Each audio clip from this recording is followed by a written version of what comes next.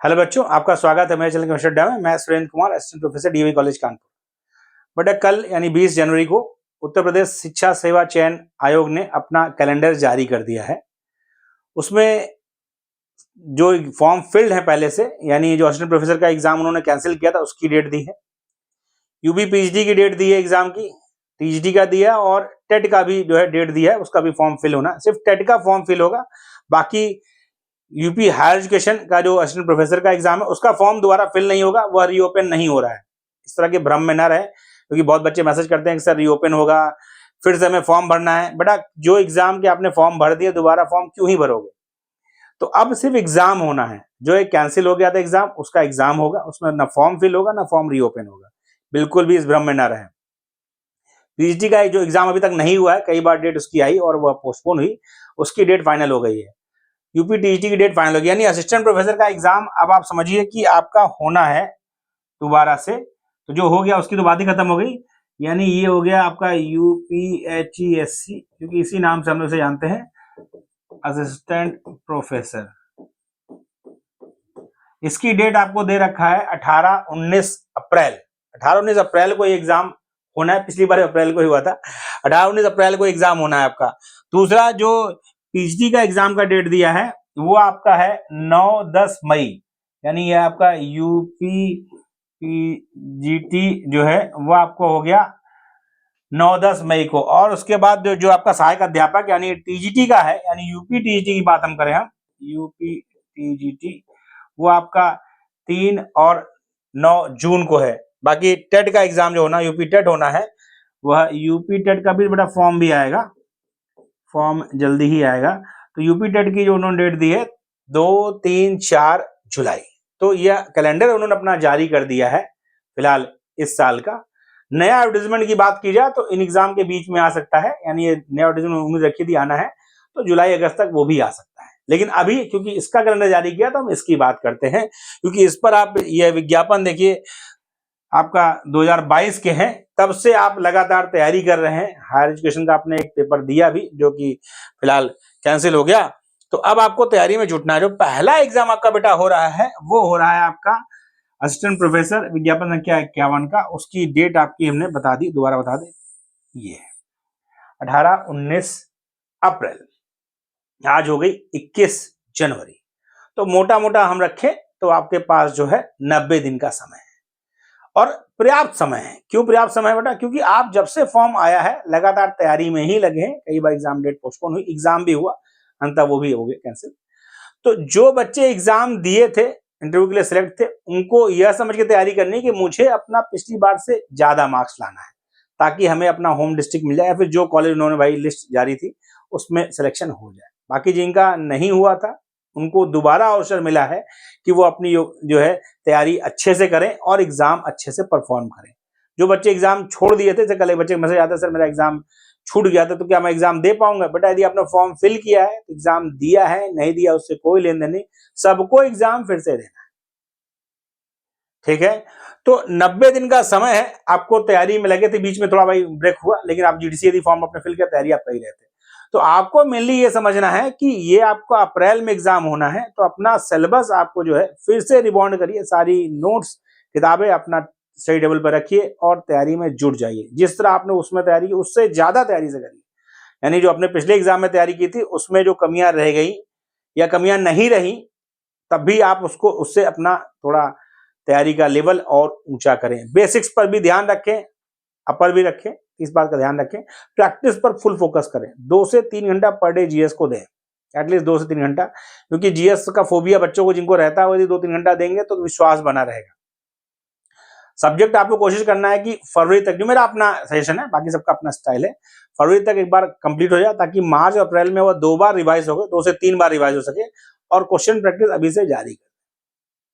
और एक सजेशन मेरा ये भी तैयारी करने का है बहुत पुराना सजेशन ये, मतलब हम लोग को मिलता रहा अपने तैयारी के समय में।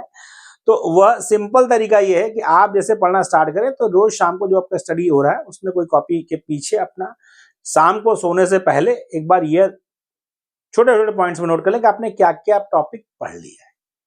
उसका फायदा क्या होगा बेटा? उसका फायदा ये होगा कि 8-10 दिन बाद, और कल आपने अगले दिन पढ़िए, फिर शाम को सोने से पहले लिख लीजिए, एक रूटीन में रखिए। 8-10 दिन बाद जब आप देखेंगे तो आप, क्योंकि होता क्या बेटा, भूल जाता है कि 10 दिन पर कितना पढ़ाई में आप अगर रहेंगे कि आपको लगेगा ये पढ़ा नहीं पढ़ा, उसमें लिखा रहने से आपको विश्वास रहेगा कि मैंने 10 दिन में इतना सिलेबस कवर कर दिया, क्योंकि आप लगातार लगे हैं, तो वह विश्वास आपको कैटलिस्ट की तरह काम करेगा। तो आप डबल एनर्जी से तैयारी करेंगे। नहीं लिखेंगे तो कुछ समय लगेगा, ये छूटा है वो छूटा है। सिलेबस अपना प्रिंट आउट निकाल लीजिए, जहां पढ़ते हैं वहां चिपका दीजिए, और उसके बाद जुट जाइए, अच्छे से तैयारी करिए। समय है, ईश्वर ने दोबारा मौका दिया है। भाई जिनका नहीं हुआ था उन्हें दोबारा मौका है, जिनका हो गया था वो भी इस बात को मिटा दें कि मेरा कितने मार्क्स थे, जो मार्क्स थे वो जा चुके हैं। अब आपको जीरो से तैयारी करनी है सबके साथ, तो उसको हटाकर ये कोशिश करें, मन में ये भावना लाएं कि पिछली बार से मुझे मार्क्स अपने और बढ़ाने हैं। ठीक है, तो ये आपका एग्जाम होगा अप्रैल में। जो बच्चे मेरा बैच ज्वाइन कर रखे थे, मैं इसलिए उनको बता रहा हूँ कि आपका बेटा उसमें इनरोल है। यदि आपका इनरोलमेंट नहीं रहा तो बताइएगा, मैं इनरोल उसमें कर दूंगा फिर से। तो वो आपका वहां पर स्टडी मटेरियल पूरा अवेलेबल है, पीडीएफ, उसके बाद आपका रिकॉर्डिंग, सब कुछ अवेलेबल है। वहां से आप तैयारी करें, बाकी अपने नोट्स बनाकर उससे तैयारी करें। टेस्ट जो आपने दे रखे थे वो मैं रीओपन कर दूंगा। नई टेस्ट सीरीज भी लॉन्च होगी हायर एजुकेशन की, वो भी आप ले सकते हैं। तो ये आप तैयारी में जुटे, और आपको कोई भी समस्या होती है तैयारी से रिलेटेड तो आप 7905544237 मेरा नंबर है, 237, इस पर कॉल व्हाट्सएप करके मुझसे कनेक्ट हो सकते हैं। कोई भी जो मेरे लायक समस्या होगी, आप मेरे स्टूडेंट हैं बैच में नहीं, उससे कोई, आप सभी मेरे स्टूडेंट हैं।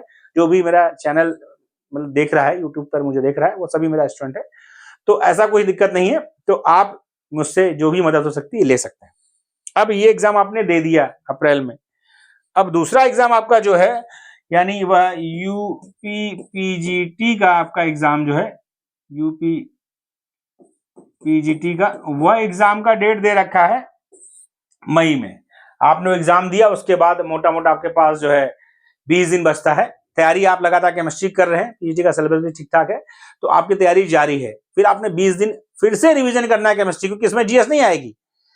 पूरा केमिस्ट्री 20 दिन में आपको 2 बार 10-10 दिन के स्लॉट में फिर से रिबॉन्ड करना है, प्रैक्टिस जारी रखनी है, फिर आप पीएचडी का एग्जाम दे लेंगे। मैं आपको बता रहा हूं, पीएचडी का तैयारी आप करिए, क्योंकि इसमें बीएड नहीं है। बाकी जिनके पास बीएड नहीं उनके लिए इसमें अवसर है, बाकी अब बिना बीएड के आप जो है टीचिंग एग्जाम नहीं दे पाएंगे।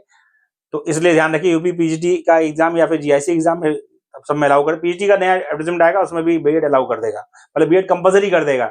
तो आपको ये ध्यान रखना है कि जिसका बीएड नहीं है उसको, इसको भी सीरियसली देना है। ये नहीं कि आपने हायर का दे दिया तब मस्त हो गए। वो हायर के बाद आपको जुट जाना है, घर जहां भी सेंटर है वहां से घर लौटिए और पढ़ाई जारी रखिए, कोई रेस्टिंग पीरियड नहीं आपके पास। तो इसमें जुटेंगे। इसका मैं अपनी कोचिंग से लॉन्च करूंगा, वो लॉन्च होगा, इसका रिवीजन बैच अभी कुछ दिन में लॉन्च हो जाएगा। रिवीजन और टेस्ट सीरीज का बैच लॉन्च होगा, बहुत नॉमिनल फीस में लॉन्च करूंगा, तो वो लॉन्च होगा। आप चाहे उसे ज्वाइन कर सकते हैं, नहीं ज्वाइन करना कोई दिक्कत नहीं। मेरे लायक कोई मदद है, कोई समस्या है तो मैं आपको दोबारा बता दूं, ये मेरा नंबर है 7905544237। इस पर कॉल करके आप पूछ सकते हैं, फिर कैसे कोई भी समस्या आ रही है आपको सब्जेक्ट रिलेटेड, पढ़ाई से रिलेटेड, तो आप पूछ सकते हैं। ये हमारी तरफ से फ्री है, 24x7 सेवा अवेलेबल है। फोन मेरा आप जब भी फोन करते हैं उठता है, इसमें कोई समस्या नहीं। मैं फोन अपना बंद नहीं रखता। यदि मैं किसी मीटिंग वगैरह हूं तो अलग बात है, अदरवाइज मैं फोन पिक करता हूं। यदि मान लो उसमें नहीं पिक कर पाए, बाद में कॉल बैक मैं करता हूं। तीसरा, आपका वो एग्जाम देने के बाद आपको फिर जुटे रहना, क्योंकि जो लोग बीएड थे, जिन्होंने साइंस का या फिर मतलब कि टीजी साइंस या टीजी जो भी फिल कर रखा है, फिर आपको समय मिलेगा। मई के बाद जून में आपका एग्जाम इसका लगा हुआ है, तो उसके बाद तैयारी रुकनी नहीं चाहिए। बीच बीच में आपको रिवीजन का टाइम मिलेंगे, प्रैक्टिस का टाइम मिलेगा। जो प्रैक्टिस का भी एक समझिए तरीका, क्वेश्चन प्रैक्टिस जैसे आपने एक बार कर ली, इसका मतलब ये नहीं कि वो आपका फिट हो गया, उसका भी ध्यान रखिए। क्वेश्चन प्रैक्टिस भी रिवीजन में रखनी है, क्योंकि बेटा आप एग्जाम में ऐसा हो कि लगभग 50% क्वेश्चन आपको देखते ही आ जाए पढ़ा लिखा, तो सिलेक्शन की संभावना बढ़ जाती है। यदि हर क्वेश्चन में आपको जूझना होगा, फिर समय एग्जाम में कम पड़ जाएगा। तो प्रैक्टिस क्वेश्चन की ऐसी हो, एक एक क्वेश्चन को 8-9 बार प्रैक्टिस में हो, तो आपका सिलेक्शन की संभावना बहुत अच्छी हो जाएगी। और जो प्रैक्टिस आप करते चलोगे बेटा, अभी आपका उत्तर प्रदेश लोक सेवा आयोग का भी कैलेंडर आएगा, जिसमें आपकी जीआईसी की एग्जाम की डेट आएगी, और उसके बाद जीडीसी की एग्जाम की डेट आएगी, पॉलिटेक्निक एग्जाम की डेट आएगी। साथ ही आपको मेंस, जो बीएड बच्चे हैं, केवीएस का मेंस है, ईएमआरएस का मेंस है, तो एग्जाम आपके पास पर्याप्त है, बस तैयारी में आप लगे रहें। सबसे मेन चीज विश्वास, अपने आप पर विश्वास, कूल माइंड से एंजॉय करते हुए पढ़ाई करें। एंजॉय मतलब ये होता है खुश रह के पढ़ें कि मैं मेहनत कर रहा हूं, हो जाए। क्यों नहीं होगा भाई, होगा क्यों नहीं। जब मैं मेहनत कर रहा हूं और शिद्दत मेहनत कर रहा हूं तो होगा ही होगा, इतने एग्जाम है, मेरा कल्याण हो जाएगा। तो आप सबको मेरा आशीर्वाद है। कोई समस्या है तो मैं आपको बता चुका हूं, मेरा नंबर 7905544237 है, आप उस पर कॉल कर सकते हैं।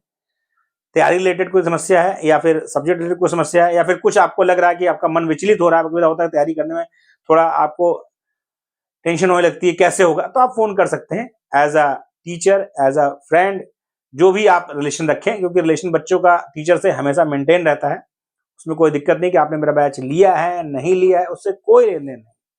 आप मुझसे अपनी बात शेयर करके जो मेरे लायक संभव है मैं आपको अपनी चीजें बताऊंगा और मुझे उम्मीद है फायदा होगा, क्योंकि बहुत बच्चों का फायदा हो रखा है। जीआईसी में बेटा हमारा इतना बच्चा सिलेक्ट है, सभी एग्जामिनेशन में सिलेक्शन बच्चा सिलेक्शन देता है, हम लोग तो सिर्फ मोटिवेशन देते हैं और तैयारी कराते हैं। Okay, good day, thank you.